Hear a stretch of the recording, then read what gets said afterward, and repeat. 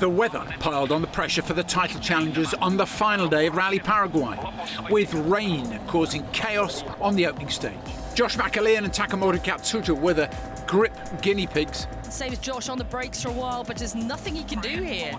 Championship leader Elvin Evans was the next victim of the conditions. And moments later, Adrian Formeau's fight for a maiden WRC win would take a decisive blow. Oh, we've gone right off here. Is it under braking coming in, not being able to make that corner? We had an overshoot and the car didn't restart, so we lose. I don't know, but the car was not restarting, so we lose all our time there. A cautious strategy from 8-time world champion Seb Ogier added another stage win to his tally, and an extra 18 seconds to his lead for the remaining 3 stages. While Tanak all but matched the Frenchman to jump back into the top 3 overall. Tanak's teammate Thierry Neuville had been probing for grip since the very first stage in Paraguay, but finally found the sweet spot in stage 17, going fastest to put the pressure on Evans' 4th position and take the top spot in the Super Sunday standings. Quite high grip conditions, honestly, much more than expected, and you can feel now there's some mechanical grip.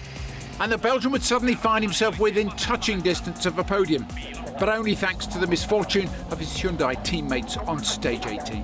A puncture for Tanak created an 11-second gap between the Estonian and 3rd place, before the foundations of Formeau's rock-steady P2 began to crumble. This is where we think he lost time. Water splash. Oh, he took in a lot of water, I think, there, front end of it. Yeah, it took a while to get going, so... It just happened that our water splash, the engine died.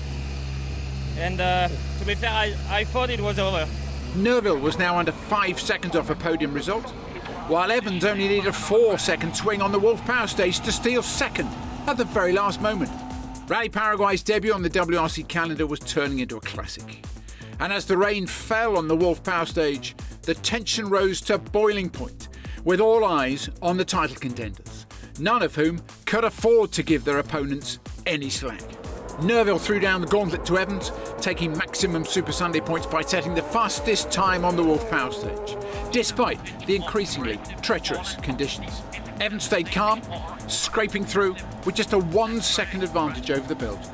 But Formeau was the victim of the worst conditions, dropping 9 seconds and plummeting down to 4th. A decisive turnaround for Evans, who ran as low as 6th earlier in the weekend and emerged with a crucial 2nd place. What can we say overall? Obviously, I'm happy to obviously hang on, but the rain definitely didn't help, obviously, coming through in there. Ogier's buffer at the top of the leaderboard ultimately paid dividends, affording him to drop nearly 20 seconds on the greasy surface and still take victory, and a big step towards the driver's title. We'll keep winning and winning this championship. So Ogier takes victory from Evans, and Neuville edges out Formeau into 4th. Tanak, Rovanperä and Pujari are next up, ahead of the WRC 2 winner, Oliver Solberg. In the Drivers' Championship, just 10 points separate the top 3 with just 4 rounds remaining.